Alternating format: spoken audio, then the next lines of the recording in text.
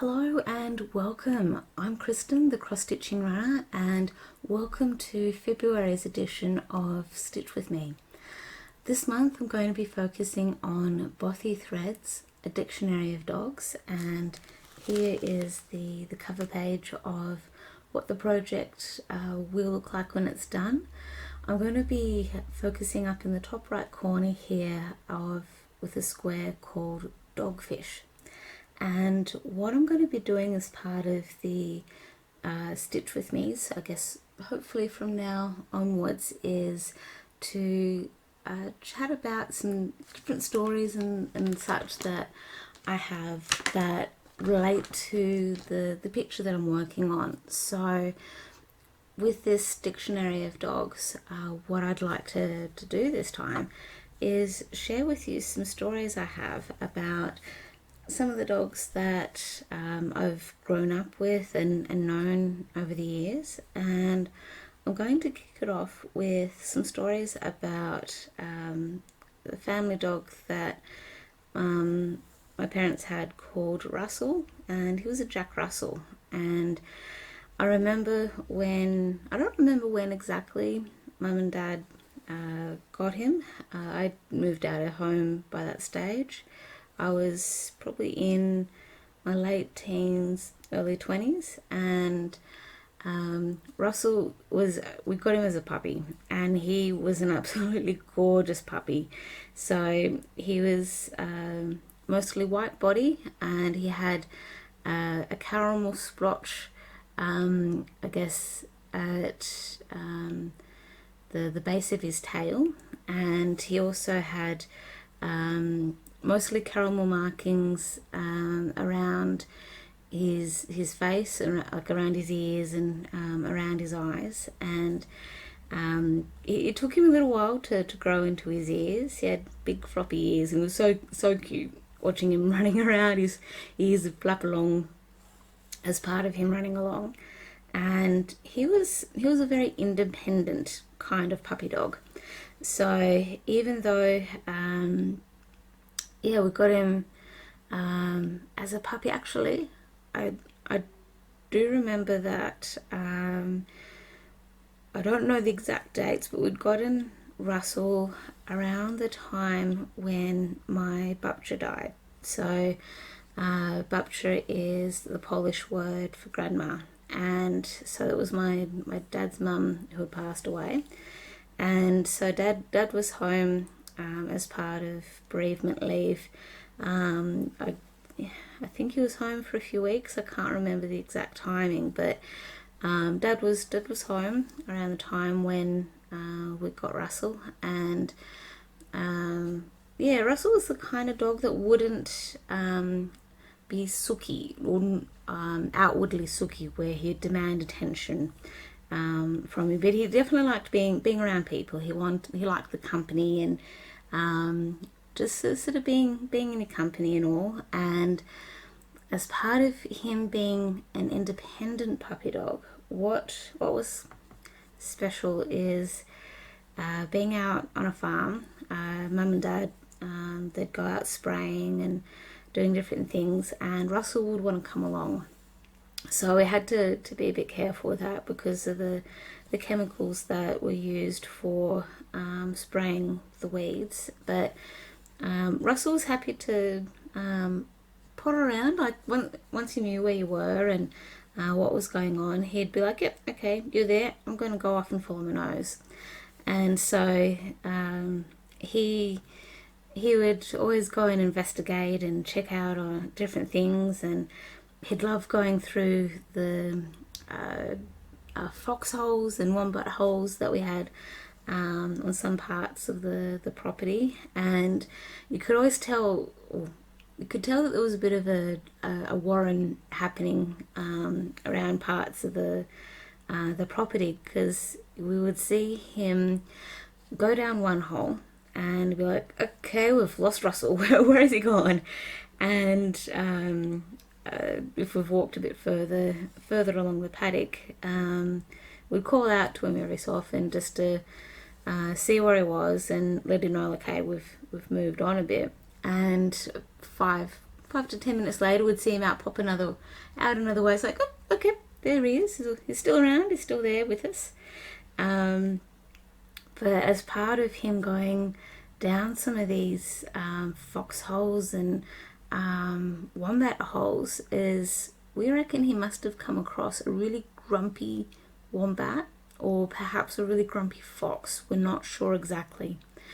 We wish that we were able to put like a GoPro around his collar or something like that to actually see where he went and what he would see, because he actually got mange at one stage, and this was a few years into his life. I can't remember how old he was. I just need to pause in the story. I can't quite remember how many stitches I've done here. Hang on.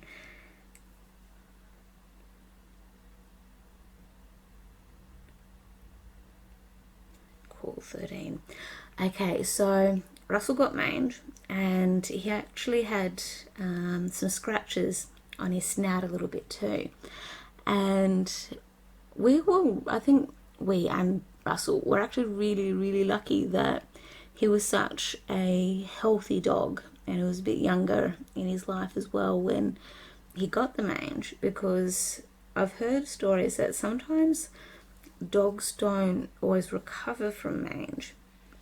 So he's survived that, and it also has been remembering that I used to, especially towards the end of Russell's life, I used to joke around saying that he's part dog and part cat, in the sense of the amount of lives that he's used up, so to speak, before he did actually pass away. And I also say that he was part cat because he was a lover, not a fighter.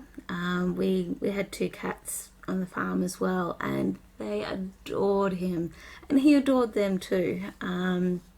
They had a very strong bond, a really good friendship, and so I think that somehow it was part cat with the lives that he had. So he survived mange. He has survived a few trips down to the local pub.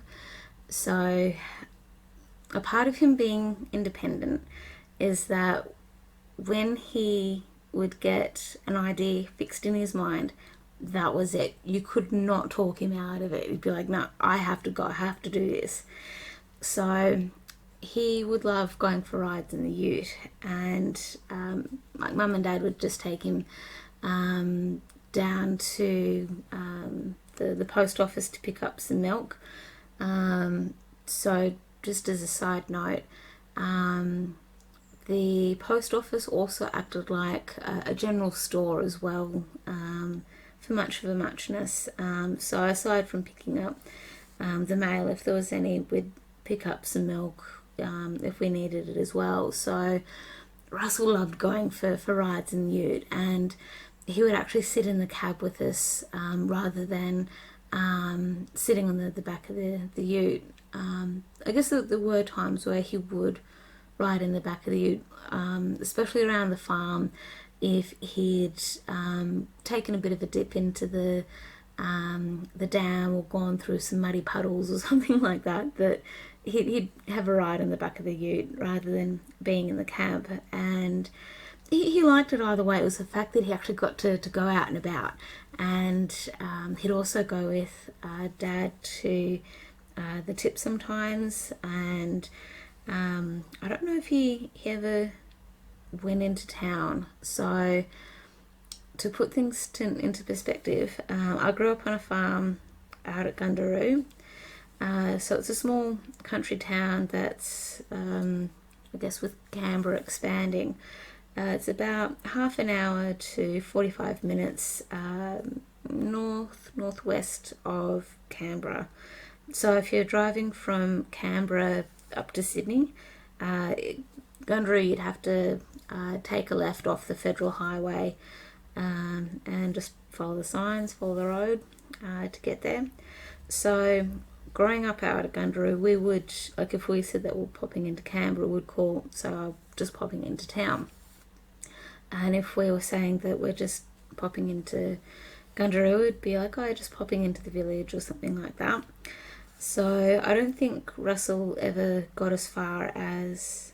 Actually, no, he has come into Canberra a couple of times when I first moved into my home here, but as far as anything else, yeah, I don't think he really came into Canberra too much, but he did get to go for some trips down to the south coast. So I'm saying all of this as a bit of a backstory, because with Russell being independent and being very firm in his thoughts on many things, if he was told to stay at home because Dad or Mum needed to take the ute into town to pick things up, and they couldn't take Russell with them, sometimes Russell would be like, no, but look, I still want to go. I want to ride in that ute. I haven't had my ride yet. So Russell would pretend to be a good boy, and he would sit and he'd stay at the house. And then just when he thought that the ute would be out of sight, and he thought that, okay, they think I'm still here, they think I'm still at home, he'd take off down the paddock and he'd go chasing off after the ute. Because you're like, no, I want to ride in that ute. You can't tell me any other way.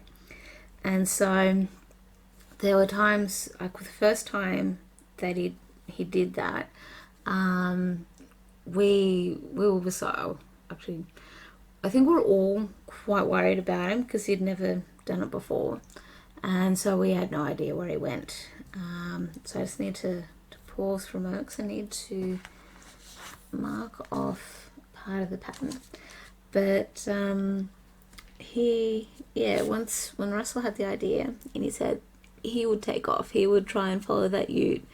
And Jack Russells, they don't have the longest of legs. Russell was quite short.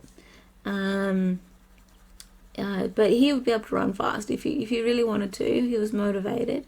He would run. He would make sure he'd get to where he needed to.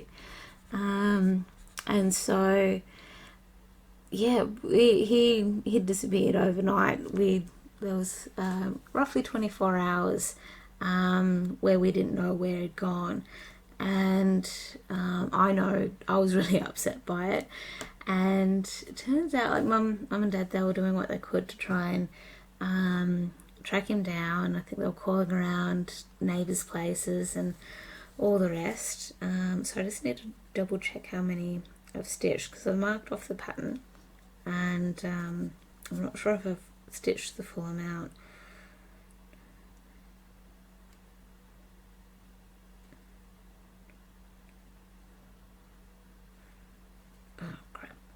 Okay, oh no, I think I've stitched enough.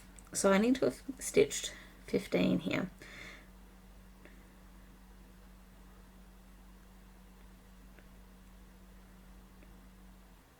Brilliant, I've stitched enough. Okay, so Mum and Dad, they called around to ask if they'd seen a little white dog and all the rest.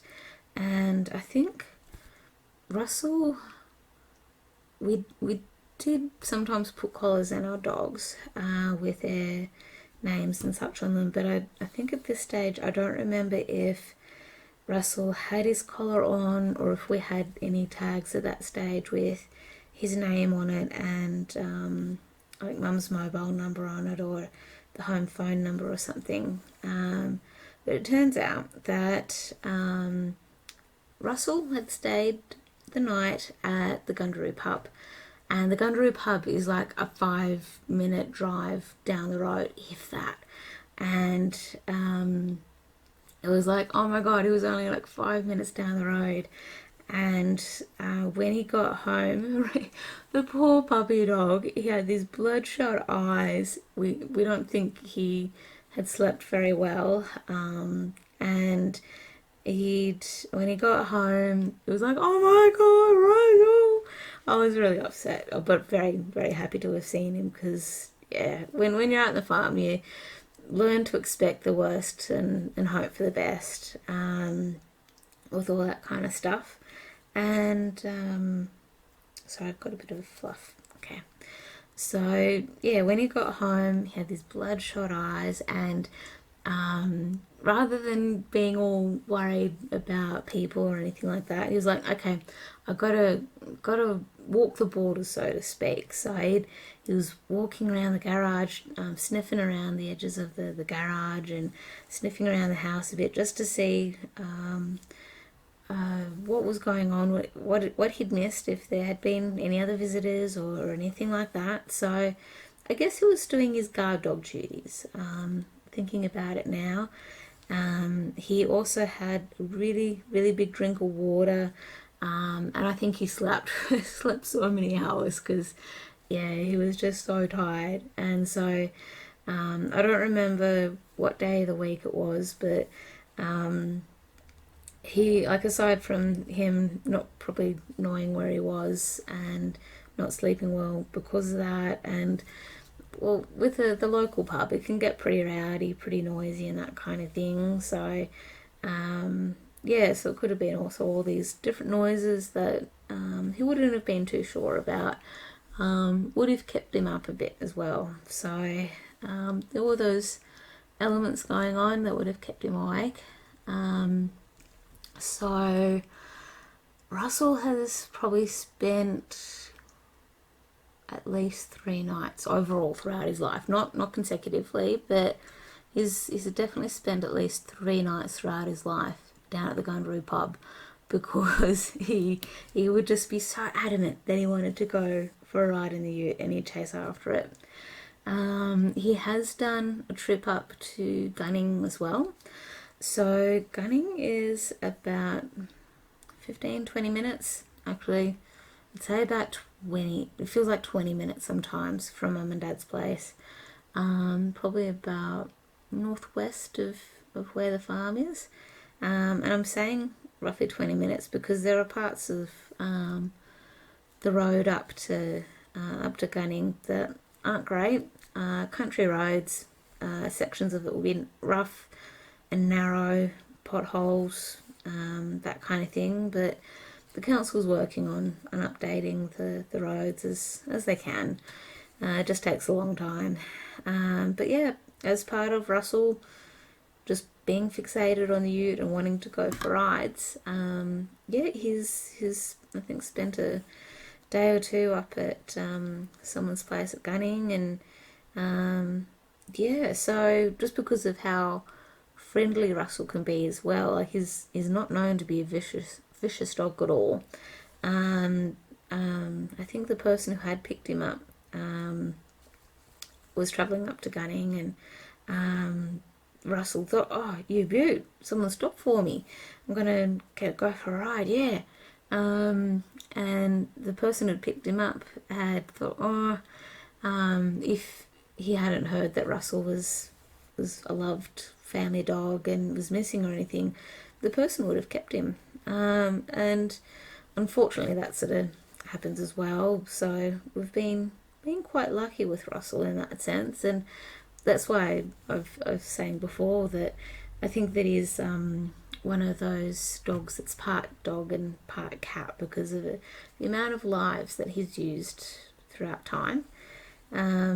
He's been quite lucky where he's that I remember. I don't think he's ever had surgery, like significant surgery to remove blockages or anything like that. So he's been quite lucky in that sense. But when he was a puppy, he was still sort of learning the boundaries of the farm and that kind of thing.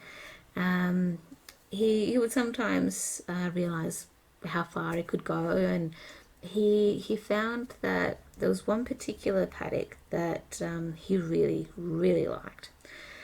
So on the farm, just as part of farming life, we have a dedicated paddock for animals that have passed away, because yeah, aside from having dogs, and you've heard me mention cats, we predominantly had or have beef cattle as well. So the size of the herd has varied over the years, but we had a dedicated paddock or a special dedicated spot in a paddock for where we would take the animals that have passed away, and Russell would like to go and visit that spot sometimes and bring back his version of presents. And those presents would be bones in slightly different forms of decay. And so he would be like, but I brought you back a present. I mean, it's quite similar to cats.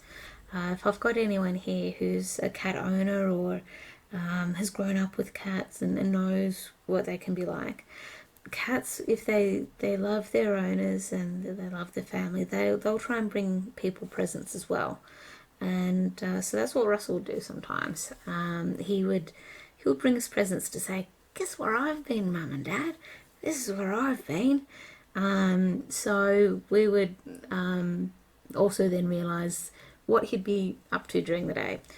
So when he was on his own. So like Mum and Dad, they both worked, and then with myself and my brother and sister, we would either be at work or at school or whatever the situation would be. And so Russell would get bored and he'd take himself on his own little adventures and take trips up to the paddock that we dubbed the cemetery paddock, and he'd check things out there, or sometimes would come home to find him a little bit dusty or dirty, and it would be like, okay, where have you been, Russell? What have you been up to? So it's possible that at times he has taken himself down to the creek paddock. So we at the farm have a part of the Gundaroo Creek travelling through the property, and so that's why we've got the creek paddock. Very complex names, might I add, that we have for paddocks at the farm. But yeah, got the creek paddock. The creek paddock is where all the rabbit holes, foxholes and wombat holes especially, that Russell would love to go and investigate. So there'd be those situations where we'd find out what Russell's been up to, and he liked coming with us up into the hill paddock. So our hill paddock is huge. It's really, really big. So I don't know its exact measurements in terms of acres and hectares and all the rest, but I know that we could easily do like an hour's walk around that paddock. Like it'd be a fairly casual kind of, casual-ish walk, partly because we have to keep an eye on where we're putting our feet, because it's quite bushy, so it'd have sort of clumpy kind of grass. It would be how would I describe it? It wouldn't be like lawn or anything like that. It wouldn't be like pasture kind of grass amongst the ground. Be quite rocky in many places, and Dad has done really well to try and improve parts of the soil to actually have pasture style of grass to grow, but a lot of it would be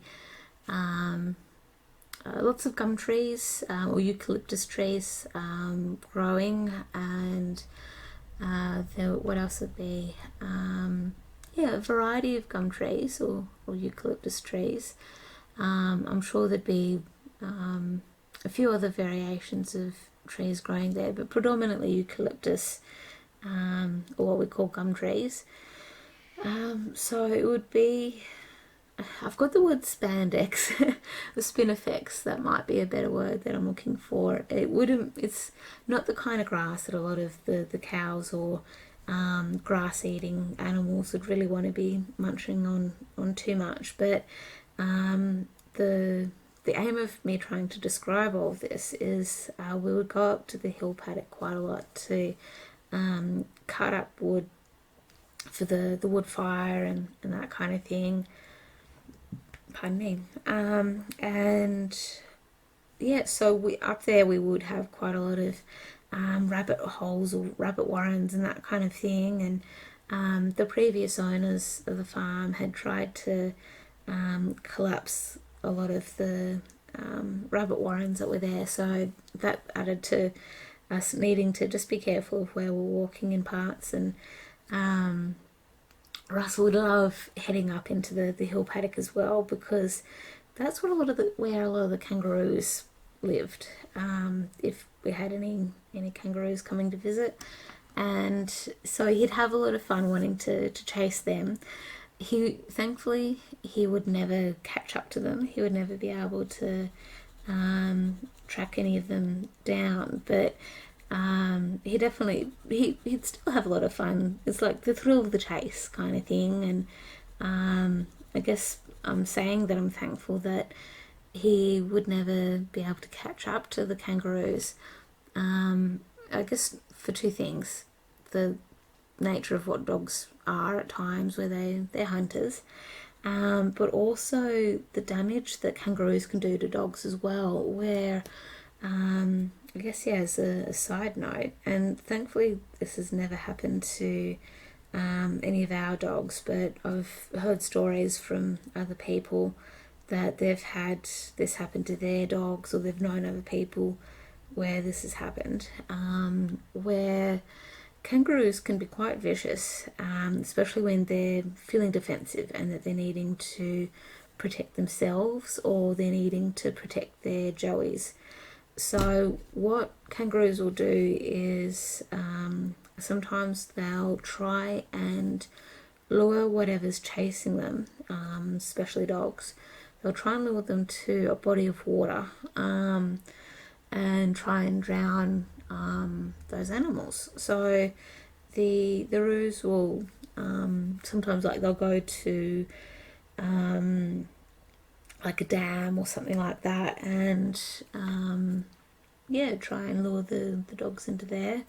But kangaroos have also got really, really sharp claws on their paws, and their hind legs are blooming strong, really, really strong. So and strong tails as well, where they can sit back on their tail to then kick with their hind legs.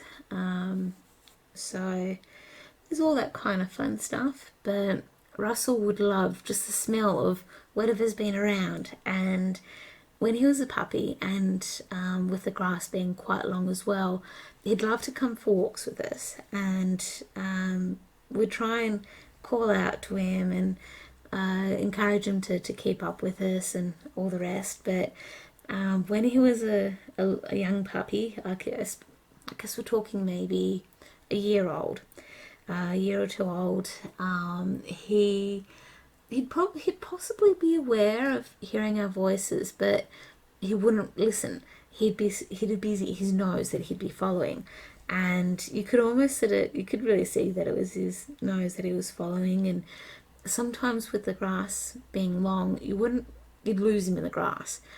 We'd have trouble figuring out where he's gone to and all the rest. And every so often you might see in the distance this white dog just jump up and down. You'd sort of see his head popping up, and he'd be checking on where we were, looking out for us. So he would do his best to keep an eye on us and where we're going. But we came to realize that he'd be okay, that even though he wouldn't necessarily be right beside us or anything like that, that he had such a good sense of smell that aside from whatever it was his nose was taking him, whether it be the smell of the kangaroos or smell of rabbits or anything else, he would pick up our scents, and so he would be able to follow the smell of us back home. And so that's how he learnt the lay of the land with the farm as well. And as part of me talking, I've stitched myself up a little bit, I think. Oh no, I'm all good. But yeah, so they were just a few of the little adventures that he got up to and caused us all sorts of stress and grief and worry. But yeah, he was such a good little dog though. So Russell lived to the age of 15, and that I think is just such a huge thing for a farm dog for starters. But also it was through some family friends that we'd gotten Russell from. So his, I think it was his brother or sister, who had stayed with some family friends or been picked up with some yeah. So it was his brother or sister, I can't remember which one. So I think Russell might have been a litter of 2 or 3 pups, and so that's how we found out about Russell, because of some family friends who had some pups, and they had a farm, or have a farm still, sorry, out towards Bungendore, and they've got tiger snakes as well as I think brown snakes, maybe. They've maybe even got some red belly blacks as well. Either way, they've got some snakes, and we get snakes at the farm as well, but we don't get the tiger snakes. And the tiger snakes are vicious. Like they're worse, in my mind, worse than the brown snakes or the black snakes or even the red belly blacks. Where tiger snakes, when they are trying to defend their territory or their nest, it won't matter if you're a person or if you're an animal, they have the capacity to attack you, or try and bite. I think I'm a bit vague on it because I've not grown up with tiger snakes, but I've known people who have tiger snakes on their farms. But yeah, unfortunately, Russell's siblings have passed away due to snake bites and that kind of thing. But this is where Russell is just so amazing, that to have lived for as long as he has, that he's definitely gone for snakes, whereas actually I've actually seen him have snakes in his mouth and has been shaking them as a way of what dogs do, to try and kill something. And he's not been bitten, which just blows my mind. He's just been so lucky. So yeah, he's definitely loved the skinks and the lizards and that kind of thing. He's definitely got that curiosity about him, and he's always been quite keen to check out the snakes and see what they're all about. But yeah, we've been really, really lucky in that sense, that he's not been bitten by them. But aside from those sorts of adventures that Russell has been on, he really enjoyed, especially later in his life, he loved being inside. He accommodated very quickly to being an inside dog.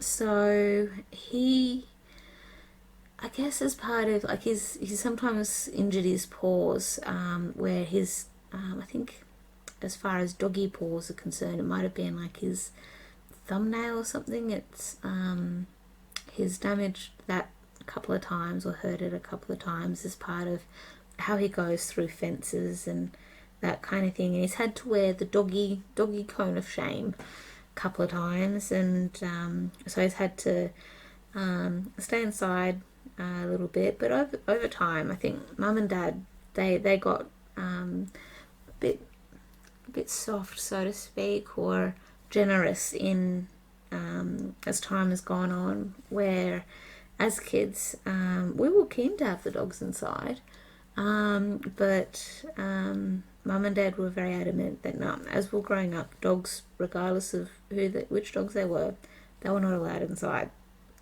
And so this is where, when Russell came along, I I think my brother, sister and I, we were getting a bit older. We were not home as often as we used to be, and so yeah, my mum and dad got a bit more accommodating to the dogs being inside. And so with Russell, when he was allowed inside, as even though he was never a demanding dog for affection, or never demanding for affection, sorry, he came to realise that one way he'd be able to subtly get some back rubs or belly rubs, something, was if mum was talking on the phone. So if mum was on the phone, she'd more often than not be sitting down, her legs be crossed, and she'd just subconsciously be tapping her foot, or her foot would be twitching in some way. And Russell figured, that foot twitches, so if I sit at the right spot, I could get some back rubs as a result of mum's foot twitching. And so it would be quite funny where if I'd go out to the farm to visit, or whatever the situation might be, and I'd see that mum's on the phone, I'd see Russell sitting at mum's feet, and he'd be getting his back rub or his belly rub or whatever. And he was a good dog in the sense that he would adjust himself to where he wanted his rubs, as part of mum's feet twitching subconsciously and all the rest. And yeah, it was quite funny, quite entertaining in that sense. So yeah, he definitely enjoyed being inside, and I think he would enjoy getting his cuddles and that kind of thing. And Russell was pretty cluey too, where he knew when he was being spoken about, because I mean he'd recognise his own name and that, but he just would know that he was being spoken about. And what he would do sometimes is he would sit and then he would yawn. Like, it'd be this big yawn and kind of yawn, and he'd sort of adjust a little bit, and he had a little bit of pride about himself, because he's like, yep, I'm being spoken about and it's all positive and all the rest, and no, I'm not in trouble or anything. And so yeah, he'd be quite chuffed with himself every so often when he knew that he was being spoken about. And he was also the kind of the dog that actually liked playing ball. He'd play fetch, but you could tell when he would get a bit bored of it. So he'd be happy enough for you to throw the ball and he'd go running after it, or if you bounced it or threw it up, he'd up into the air, he'd be happy to jump up and catch it and that kind of thing. But if he got a bit bored of the game, he'd run after the ball, and then he'd be like, yeah, I'm not coming back. I'm going to go and sit over here. I'm tired. I don't want to give you the ball back. I'm done. It's, the game over. And that would actually end up really, really annoying the brew healer. So we had Holly and Russell. Holly was a blue healer, and Mum and Dad got her probably a year after they got Russell. And I guess she was a nervous dog throughout her life, but she was very much a little scaredy cat when she was young pup. And Russell taught Holly how to fetch the ball and bring it back. And Russell was a very kind dog in that sense as well, that he would pass his knowledge onto Holly and teach her different things. And he would take Holly on his adventures with him, and say, now I could almost imagine the conversations that he and Holly would have, and so they did get up to some adventures in their younger years. And so when as Holly grew older, she was almost double Russell's height, so she'd very easily be able to step over him when she was quite lanky and all the rest. So because Holly then became obsessed with the ball as well, it was mostly because Mum didn't want Holly, when she was in her delinquent years of puppy stages, that for her to start hanging off the clothesline and hanging onto the clothes and destroying clothes and all the rest. So she wanted Holly to become obsessed with the ball. And so we started figuring, okay, well, since Holly is just so much taller than Russell, that we needed to try and share the ball between them. So for a while there, the dogs were really good, where they would recognise, going, okay, now if we say Holly's ball, and we would then throw the ball, they'd recognise, going, yep, okay, that's Holly's ball, she's going to go get it. And then if we said Russell's ball, we'd recognise, okay, that's Russell's going to go after it. It wouldn't always work that way, but there were times where Russell would be able to get the ball from Holly, and he'd be so chuffed with himself, he'd be so happy. It's like, yes, I finally won the ball. But then, because he knew how far and few the times would be that he'd get the ball, he'd be like, I don't want to give it back. I'm not going to give it back, because if I give the ball back, then you're going to throw the ball and she's going to get it, and I don't know when I'm going to get the ball back. So that's where Russell will be like, I'll go get the ball and I'll bring it back, but I'm just going to stand here with the ball in my mouth, and I'm not going to give it back. And you could see the look on Holly's face. Holly was a very expressive dog with her facial features at times, and you could very much see what she was thinking. And she'd have like this near anxious look on her face, going, but Mum, you won't give the ball back. I want the ball. You could very much see that kind of look on her face, and that was sort of what she'd be thinking, I imagine, as well. And so she very much would be annoyed when Russell wouldn't give the ball back. So I think as time went on, Russell sort of stopped playing fetch and that kind of thing. So it was just very much Holly being about the ball. And so as time went on, the ball became Holly's game and her obsession. And for Russell, especially as the years went on, and I well and truly moved out of home, actually for a brief stint I did move back home for a few years, but whenever we'd come home, Russell would always be so happy and excited that we'd come home, regardless of how long we stayed for. And so he'd figure out where the driver's side of the car is, and he'd be jumping up, and the dogs, like Holly and Russell, they'd bark initially just to say, okay, someone's here. You got to come out and say that someone's here. You got to check that it's all okay. But when Russell twigged as to whose car it was and that that the person was okay, he'd bark and bark, and then he'd be really happy, and he would start howling in a good way, and he'd start barking and yapping, and we'd open up the driver's side door, and he'd step up a bit, and have his back paws on the ground, and his front paws would be resting up on say the driver's seat, or if you were in a ute or something, he'd be trying to rest his feet a little bit up on the step to get into the ute. And I imagined that with the howling that Russell would do, like, oh, he'd be like telling us about his day and what's been going on and anything else in between that he wanted us to know about.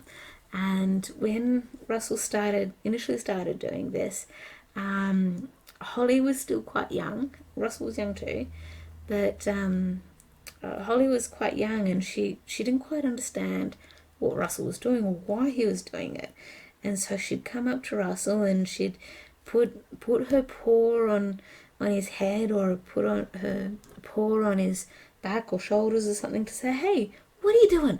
Don't tell them our secrets. Don't tell them what we've been up to or anything like that. It was really, really entertaining to see. we'd howl along with him, and that would get him going and all. And then as time went on, Holly became okay with the howling that Russell would do, and she would actually start howling along with us and barking and that kind of thing, and it'd be this big howling session that would go on. And it would be quite funny because blue heelers have this real deep throaty kind of howl sometimes, and it was just so entertaining to listen to, and it always cracked me up in laughter.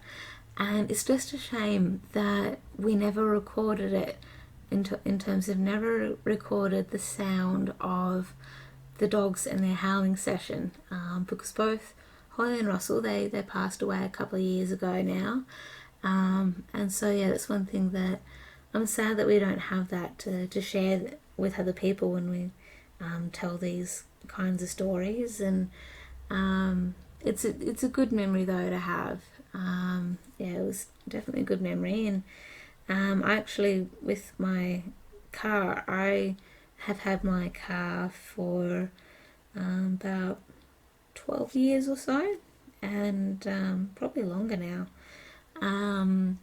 And it's the same car that I had when I'd be out at the farm and Russell would jump up on the driver's side, and I've still got the scratch marks from Russell, from where he'd jump up to say hello and all the rest, and in all of his excitement. And Mum would get a bit annoyed saying, "You shouldn't let Russell jump up on your car, he'll scratch it." I'm not worried at all by any of the scratches that the car has, because the car has lived. The car is loved, and it's just had a life. Because I mean, to say, even if Russell hadn't put any scratches on the car, I know that I would have put my own scratches, dings, dents, whatever else onto it, just as part of accidents happening. So yeah, Russell is a unique dog, very special and well loved dog. And I've pretty well come to the end of my thread, and we're nearing 50 minutes. But yeah, with the stories of Russell and his adventures, they're just a light touch on some of the adventures that he has gotten up to. There's definitely others that he's gotten up to as well, and that I haven't mentioned. And I'm sure I'll get around to telling more stories of that as well, because aside from the adventures of Russell, we've had two dogs before Holly and Russell, and they've got their own round of stories and adventures.